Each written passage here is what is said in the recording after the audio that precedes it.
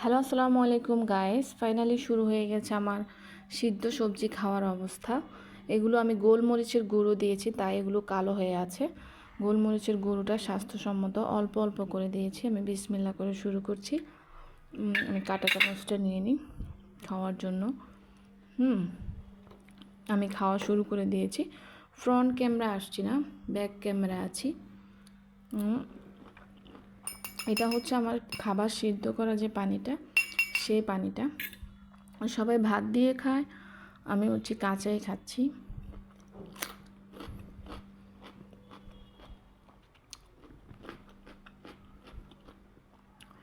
কাঁচাই খাওয়া শুরু করে দিয়েছি।